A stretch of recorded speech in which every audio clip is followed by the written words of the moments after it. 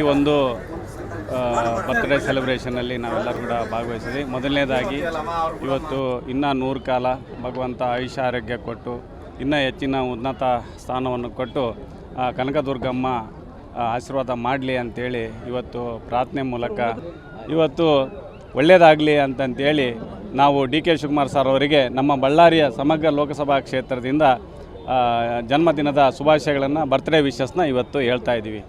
ಇವತ್ತು ವಿಶೇಷವಾಗಿ ಆಂಜನೇಯಲವರು ಮತ್ತು ಅಧ್ಯಕ್ಷರು ಎಲ್ಲರೂ ಸೇರಿ ಯಾವಾಗಲೂ ಅಕ್ಷಯ ಪಾತ್ರೆ ಅನ್ನೋದು ಅಕ್ಷರ ದಾಸೋಹ ಅನ್ನೋದು ಇವತ್ತು ಅನ್ನದಾಸೋಹ ಅನ್ನೋದು ಕೂಡ ಇವತ್ತು ಭಾಳ ಪವಿತ್ರತೆ. ಇವತ್ತು ನಮ್ಮ ಕಾಂಗ್ರೆಸ್ ಸರ್ಕಾರ ಮೊದಲಿಂದ ಅಕ್ಷರ ಅನ್ನಕ್ಕೆ ಮಠ ಇದ್ದಂಗೆ ಒಂಥರ ಪ್ರಾಮುಖ್ಯತೆ ಕೊಟ್ಟು ಮಾಡಿರ್ತಕ್ಕಂಥದ್ದು. ಇವತ್ತು ಸುಮಾರಾಗಿ ಸಾವಿರಾರು ಜನಕ್ಕೆ ಇವತ್ತು ಅನ್ನದಾಸೋಹ ಮಾಡಿರ್ತಕ್ಕಂಥದ್ದು ಕೂಡ ಉಪದ್ರಪ್ರತವಾಗಿ ಭಾಳ ಸಂತೋಷ ತಂದಿದೆ. ಈ ಒಂದು ನೆಮ್ಮದಿ ನಮ್ಮ ನಾಡಿಗೆ ಮಳೆ ಬೆಳೆ ಸುಖವಾಗಲಿ ಅಂತಂತೇಳಿ ನಾನು ದೇವರಲ್ಲಿ ಕೂಡ ಪ್ರಾರ್ಥನೆ ಮಾಡ್ಕೊತೀನಿ.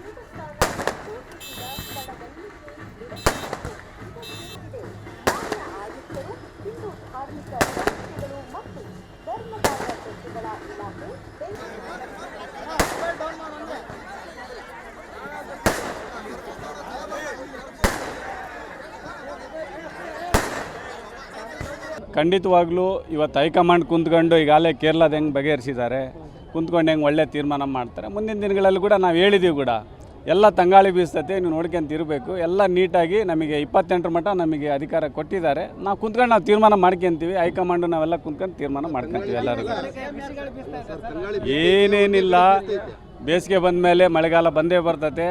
ಪ್ರಕೃತಿ ಕೂಡ ಆ ಪ್ರಕೃತಿ ಕಾಂಗ್ರೆಸ್ ಪಕ್ಷಕ್ಕೆ ಯಾವಾಗಲೂ ಪರವಾಗಿದೆ. ಅದೇ ಆಗುತ್ತೆ. ಎಲ್ಲದು ಕೂಡ ಕುಂತ್ಕೊಂಡು ಈಗ ನಾನು MLA ಇದ್ನಪ್ಪ, ನನಗೆ ಪಾರ್ಲಿಮೆಂಟ್ ಮೆಂಬರ್ ಮಾಡಿದರು.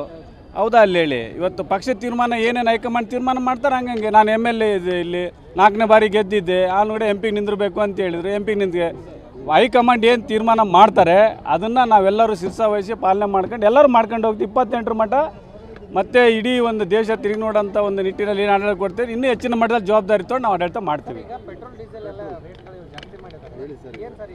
2014 ನೀವು ಮೀಡಿಯಾದವ್ರು ಹೇಳಬೇಕು. ನೀವೆಲ್ಲರೂ ಕೂಡ ಅವತ್ತು ಸುಮಾರು 10 ವರ್ಷಗಳ ಕಾಲ ನಮ್ಮ ದಿವಂಗತ ಮಾಜಿ ಪ್ರಧಾನಮಂತ್ರಿ ಮನಮೋಹನ್ ಸಿಂಗ್ ಅವರು, ಸೋನಿಯಾ ಗಾಂಧಿ ಅವ್ರ ನೇತೃತ್ವದಲ್ಲಿ UPA ಗೌರ್ಮೆಂಟಲ್ಲಿ ಏನು ಒಳ್ಳೊಳ್ಳೆ ಕೆಲಸಗಳು, ಹೆಜ್ಜೆ ಗುರುತುಗಳು ಇವತ್ತು ಕೊಟ್ಟಿರ್ತಕ್ಕಂಥದ್ದು.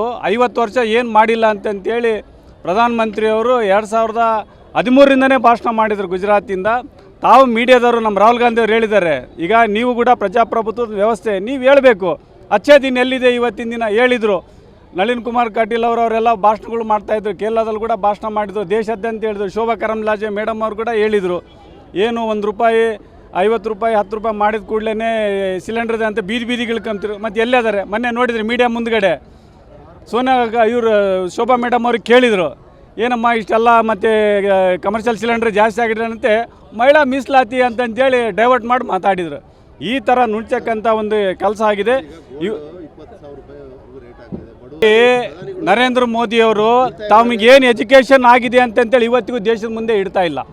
ನಮ್ಮೆಲ್ಲ ಕೇಳಿ, ನಾವು 3 ಡಿಗ್ರಿ ತಾಂಡಿವಲ್ಲ. ಗುಲ್ಬರ್ಗ ಯೂನಿವರ್ಸಿಟಿಯಾಗಿ ನಾನು MCOM ಮಾಡಿದ್ದೀನಿ, BCOM MCOM ಮಾಡಿದ್ದೀನಿ, PG diploma business and Saint Joseph College of Business. ಈ ಥರ ಹೇಳಿ ಅವ್ರು ಹೇಳ್ತಾರೆ ಡೆಲ್ಲಿ ಇದರಲ್ಲಿ ಡಿಗ್ರಿ ತಗೊಂಡಿದ್ದಾರೆ, ಆಮೇಲೆ ಗುಜರಾತ್ ಇದರಲ್ಲಿ PG ತಗೊಂಡಿದ್ದಾರೆ ಅಂತೇಳಿ ಅಮಿತ್ ಶಾ ಅವ್ರು ಹೇಳ್ತಾರೆ. ಅವ್ರು ಹೇಳ್ತಾರೆ ಒಂದು ದಿವಸ ಪ್ರೆಸ್ ಮೀಟಲ್ಲಿ, ನಾನು ಯಾವುದೇ ಡಿಗ್ರಿ ತಗೊಂಡಿಲ್ಲ, ಜನ ಆಶೀರ್ವಾದ ಐತೆ, ನಾನು ಆಗಿದ್ದೀನಿ ಅಂತಂತೇಳಿ ಹೇಳ್ತಾ ಇದ್ದಾರೆ. ಈ ರೀತಿಯಾಗಿ ಇವತ್ತು ಇಡೀ ಎಜುಕೇಷನ್ನೇ ಮುಚ್ಚಿದ್ದಾರೆ. ಅಂದರೆ ಅವರು ಪ್ರಧಾನಮಂತ್ರಿ ತಮ್ಮ ವಿದ್ಯಾಭ್ಯಾಸನೇ ಮುಚ್ಚಿಟ್ಟು ಇವತ್ತೇನು ಜನರಿಗೆ ಇಡೀ ಒಂದು ಆರ್ಥಿಕ ವ್ಯವಸ್ಥೆ, ಒಂದು ದೇಶದ ವ್ಯವಸ್ಥೆ ಅಚ್ಚೇ ದಿನ ಕೂಡ ಮುಚ್ಚಿಟ್ಕೊಂಡು ಇವತ್ತು ಬರೀ ಎಲೆಕ್ಷನ್ ಚುನಾವಣೆ ಮಾಡೋದೇ ಒಂದು ಅಜೆಂಡಾ ಅನ್ಕೊಂಡು ಮಾಡ್ತಾ ಇದ್ದಾರೆ ಇವತ್ತೆಲ್ಲ. ನೀಟು ನೋಡ್ರಿ, ಕರೆಕ್ಟ್ ನರಸಿಂಹಮೂರ್ತಿ. ಈಗ ನೀಟ್ ವಿಚಾರದಲ್ಲಿ 2024 ಅವರೆಲ್ಲ ಹೇಳಿದರು, ಈ ಹಿಂದೆ ಕೂಡ ಅವರು ಕೆಲವೊಂದು ಘಟನೆಗಳು ಹೇಳ್ತಾ ಇದ್ರು, ಎಲ್ಲರೂ ಕೂಡ ಟೆರರಿಸ್ಟು ಜನ ಕಾಶಿರ್ದೆಲ್ಲ. ಇವರು ಅಧಿಕಾರಕ್ಕೆ ಬಂದಮೇಲೆ 2014ಕ್ಕೆ ಬಂದಮೇಲೆ ಎಷ್ಟು ಅನಾಹುತಗಳಾಗಿದ್ದಾವೆ ಎಲ್ಲ ಕೂಡ. ಒಂದು ಭಯೋತ್ಪಾದನೆ ಇಲ್ಲ ಅಂತ ಹೇಳಿದ್ರು. ಮೊನ್ನೆ ಮತ್ತು ಪುಲ್ವಾಮಾದಾಯಿತು, ಪಾಲ್ಗಡ್ದಾಯಿತು, ಎಲ್ಲದು ಕೂಡ ಇವೆಲ್ಲದು ಕೂಡ ಅವರು ಒಂದು ವೈಫಲ್ಯದಿಂದ ಇವತ್ತೆಲ್ಲ ನಡೀತದೆ. ನೀಟ್ ಕೂಡ ಅಷ್ಟೇ 2024ರಲ್ಲಿ ಏನಂತ ಹೇಳಿದ್ರು ಅವರು, ಇನ್ನೊಂದು ಸರಿ ಇಂಥ ಘಟನೆ ಮರುಕಳಿಸಲ್ಲ, ಅದನ್ನ ಜವಾಬ್ದಾರಿ ತಾಂತೀವಿ ಅಂತ ಹೇಳಿದರು. CBI ಕೊಟ್ಟಿದ್ರು. CBI ಏನಾಗಿದೆ ಇವತ್ತಿನ ದಿನ? CBI ಕೂಡ ಅದ್ರ ಬಗ್ಗೆ 2024 ಆಗಿರ್ತಕ್ಕಂಥದ್ದು ಏನು ಇಶ್ಯೂ ಆಗಿದೆ ಅದ್ರ ಬಗ್ಗೆ ಹೇಳ್ತಾ ಇಲ್ಲ. ಈಗ 2026ಕ್ಕೆ ಮತ್ತೆ ಪ್ರಶ್ನೆ ಪತ್ರಿಕೆ ಸೋರಿಕೆ ಆಗಿದೆ. ಇವತ್ತು ಇದೆಲ್ಲದಕ್ಕೆ ಕಾರಣ ಪ್ರಧಾನಮಂತ್ರಿ ಅವರ ಒಂದು ಅಜ್ಞಾನ ಕಾರಣ. ಇದಕ್ಕೆಲ್ಲದಕ್ಕೂ ಕೂಡ ಜೊತೆಗೆ ಅನುಭವದ ಕೊರತೆ ಕಾರಣ. ಇವರು ಒಂದು ವೈಫಲ್ಯ, ಕೇಂದ್ರ ಸರ್ಕಾರದ ವೈಫಲ್ಯ ಕಾರಣ ಅಂತ ಹೇಳ್ತೇನೆ ನಾನು. ಕರ್ನಾಟಕ ಕಾಂಗ್ರೆಸ್ ಪಕ್ಷದ ಕಾರ್ಯಕರ್ತರಿಗೆ ಒಂದು ಶಕ್ತಿ ಇದ್ದಂಗೆ. ಒಂದು ಮಾತಿನಲ್ಲಿ ಹೇಳ್ಬೇಕಾದ್ರೆ ಕಾರ್ಯಕರ್ತರಿಗೆ, ಲೀಡರ್ಸ್ಗೆ, ಈ ಪಕ್ಷಕ್ಕೆ ಅವರ ಅಧ್ಯಕ್ಷರಾದ ಮೇಲೆ ಎಲ್ಲ ಶಕ್ತಿ ತುಂಬಿದ್ದು ಅವರೇ ಅಂತ ಕಂಠಘೋಷವಾಗಿ ನಾವು ಹೇಳಲಿಕ್ಕೆ ಇಷ್ಟಪಡ್ತೀನಿ. ನಮ್ಮ ಸಾಹೇಬರಿಗೆ ದುರ್ಗಮ್ಮ ತಾಯಿ ಆಶೀರ್ವಾದ ಇದೆ.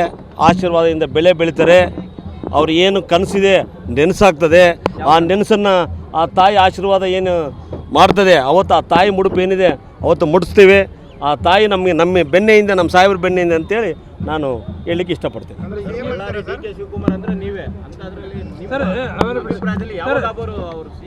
ಇಲ್ಲ, ಅದೆಲ್ಲ ಹೈಕಮಾಂಡ್ ನೋಡ್ಕೊಂತದೆ. ಹೈಕಮಾಂಡ್ ಬಿಟ್ಟಿದ್ದಲ್ಲ. ಯಾವುದು ಕೂಡ ಭಗವಂತನಿಗೆ, ಪೂಜಾರಿಗೆ ಗೊತ್ತು, ಭಗವಂತನಿಗೆ ಭಕ್ತನಿಗೆ ಗೊತ್ತು. ಅದು ಅದೇ ಪೂಜಾರಿ ಹಿಂದೆ ಇದ್ದಾರೆ, ಭಕ್ತ ಮುಂದೆ ಇದ್ದೀನಿ, ನಮಗೆ ಗೊತ್ತು. ಅದು ಆ ಸಂದರ್ಭ ಬಂದಾಗ ನಾವು ಹೇಳ್ತೀವಿ. ಸಂದರ್ಭ ಬರದೆ ಕಂಟಿನ್ಯೂ ದಿವಸಗಳಂತೂ ಹೋಗ್ಲೇಬೇಕಲ್ಲ. ಈ ಹಿಂದೆ ಕೂಡ DKC CM ಆಗಲಿ ಅಂತ ಪೂಜೆ ಮಾಡಿಸಿದ್ರಿ, ಮತ್ತೆ ಇವಾಗಲೂ ಕೂಡ ಅದೇ ರೀತಿ ಏನಾದರೂ? ಇಲ್ಲ, ನಾವು ಬರ್ತ್ಡೇ ಹಮ್ಮಿಕೊಂಡಿದ್ದೀವಿ. ಇವತ್ತು ಬರ್ತ್ಡೇ ಪ್ರೋಗ್ರಾಮ್ ಹಮ್ಮಿಕೊಂಡಿದ್ದೀವಿ.